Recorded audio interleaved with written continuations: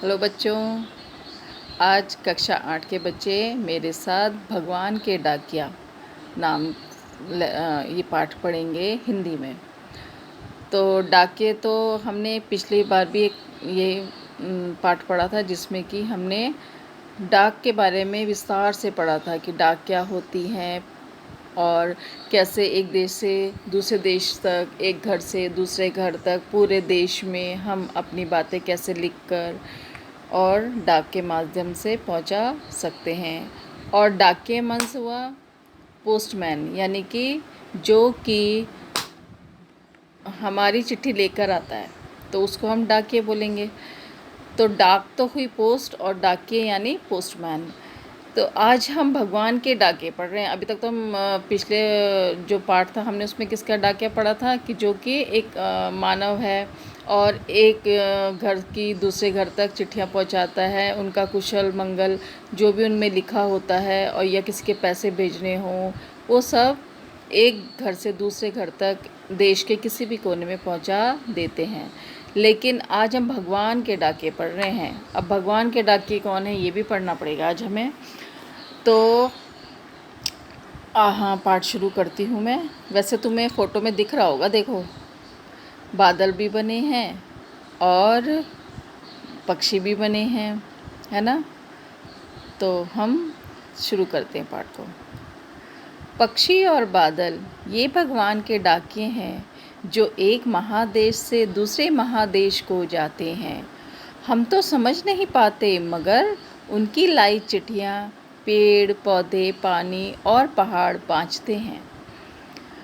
तो ये हैं हमारे भगवान के डाकिये और वो हैं पक्षी, यानी कि ये जो चिड़िया जो उड़ रही हैं, और बादल। वैसे पिक्चर से क्लियर हो रही थी मैं बात।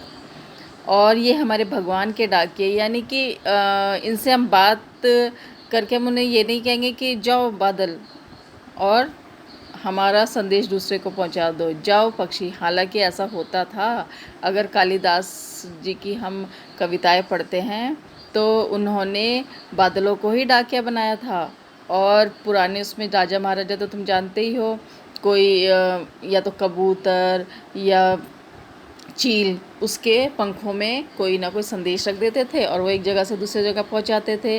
तो ये एक ऐसे डाकिये हैं जिसको हमें कोई पैसा नहीं देना पड़ता, इसको हमें कोई नौकरी नहीं देनी पड़ती, और ये हर जगह पाए जाते हैं और बड़े ही सरल तरीके से हम अपना संदेश एक जगह से दूसरी जगह तक पहुंचा सकते हैं। तो ये भगवान के डाकिये हैं जो कि एक प्राकृतिक रूप से हमें मिले हुए हैं। एक महादेश, ये देश देश में, पूरे देश में पता है कि ये संसार बहुत बड़ा है और ये आसमान भी, तो ये पूरे खुले आसमान में उड़ते हैं। इन्हें ये नहीं पता कि हम उत्तर प्रदेश में रहने वाले, इन्हें ये नहीं पता कि हम महाराष्ट्र के रहने वाले, इन्हें ये नहीं पता कि हम इंग्लैंड के रहने वाले, और इन्हें ये नहीं पता कि हम भारत के रहने वाले हैं। इन्हें ये पता है कि पूरी धरती इनकी है और इनका जहाँ मन करता है ये उड़ जाते हैं और कहीं भी बैठ जाते हैं और आराम से वहाँ का पूरा का पूरा आनंद लेके खाना वाना खा के, वहाँ का दाना चुग चाक के वो फिर वहाँ से निकल जाते। एक जगह वो रैन बसेरा भी नहीं करते। तो एक महादेश से दूसरे महादेश को आराम से उड़ उड़ कर ये पहुँच जाते हैं, चाहे बादल हो चाहे पक्षी हों।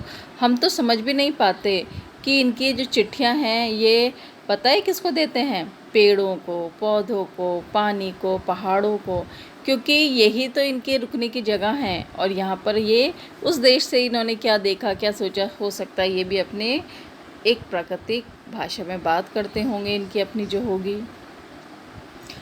हम तो केवल यह आंकते हैं कि एक देश की धरती दूसरे देश को सुगंध भेजती है और वह सौरभ हवा में तैरते हुए पक्षियों की पंखों पर तिरता है और एक देश का भाप दूसरे देश में पानी बनकर गिरता है। तो कितना सुंदर रामधारी सिंह दिनकर जी ने लिखा हुआ है और कितनी अच्छी कल्पना है कि हम तो केवल ये एक अंदाज़ा ही लगाते हैं, आंकते हैं यानी अंदाज़ा लगाते हैं कि एक देश की धरती दूसरे देश को सुगंध भेजती है। यानी कि ये जो चिड़िया हैं ये अपने चोंच में कुछ भी उठा लाती हैं किसी भी देश का और दूसरे देश में ला के डाल देंगी। ये पौधा का बीज उधर पौधा पहुंच जाता है, दूसरी जगह भी उग जाता है।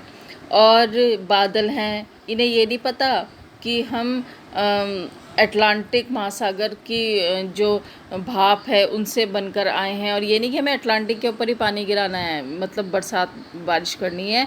ये अपने आप बेचारे चलते रहते, धरती घूम रही है और ये कहीं भी पहुंच जाते हैं। ये बादल भी अपने अंदर किसी भी नदी का, किसी भी सागर का भाप की जो एक संघनन प्रक्रिया तुमने पड़ी है, और उससे वो जब पानी अपने अंदर लेकर वो कहीं भी किसी भी देश के ऊपर गिरा देते हैं। उन्हें ये नहीं पता कि मैं इस सागर से लाया तो मुझे इसी धरती पे डालना है, ऐसा कुछ नहीं है। इनके लिए सारी धरती, पूरी प्रकृति एक है।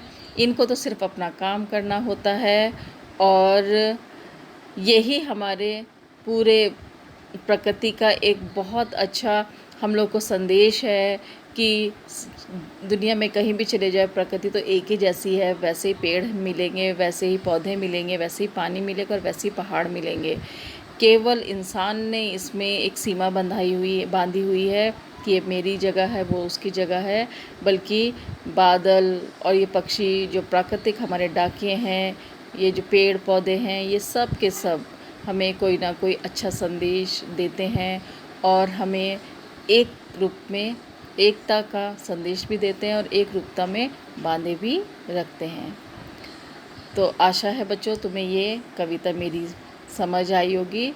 फिर भी जो बच्चे कुछ मुझसे पूछना चाहते हैं तो वो पूछ सकते हैं।